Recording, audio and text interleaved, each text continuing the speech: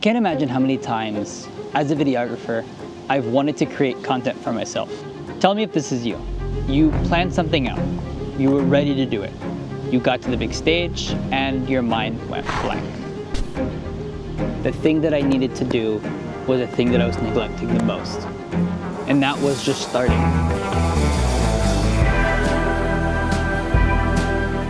I've always needed to start, just start. With videography, I've always had a problem getting my work out there because I felt like it needed to be the best.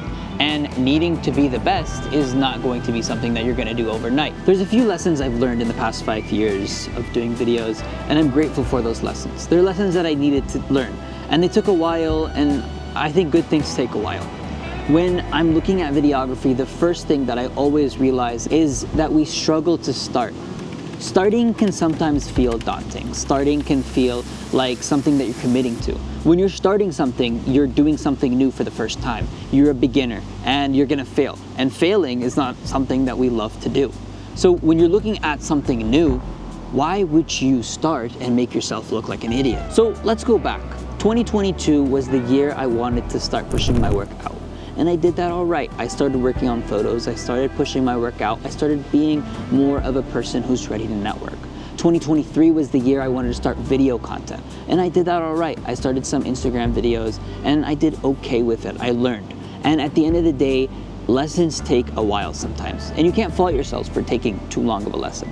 But 2024, and what we have left of 2024, is the year I want to start pushing my content more. I think nothing is more scary than looking at your life at the end of it and saying what could have been instead of what can be. Those words echo in my mind all the times, what could have been, what could have been, what could have been, and I don't think there's a better time to start something than the present.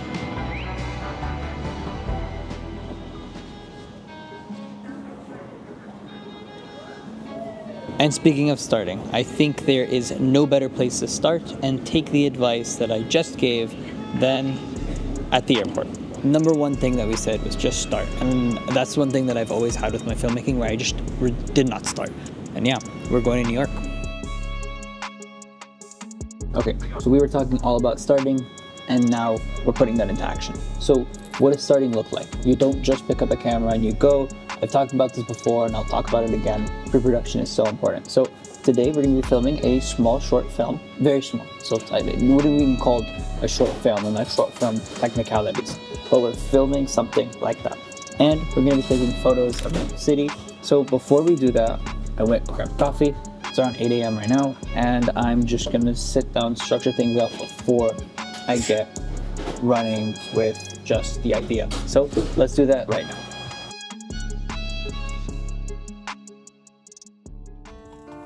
So, shot number one is always one of the hardest things for me. Whenever we're starting anything, I think that shot number one is one of those shots that sets the precedent for the rest of the film. For this video, we're doing a film, and the film itself is going to be about one person that's trying to make it in the big city rating. So let's make that happen. Let's do it.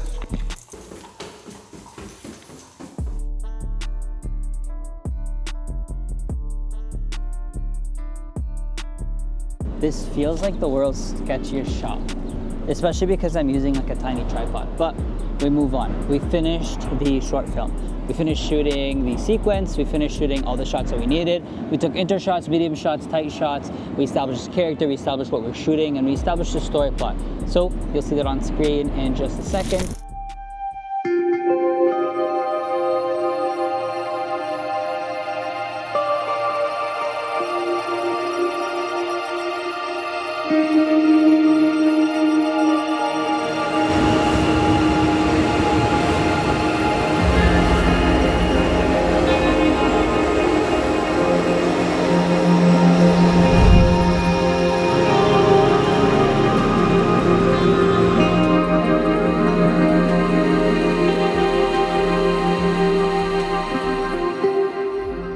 So with this beautiful view, I'm gonna say peace and enjoy the video.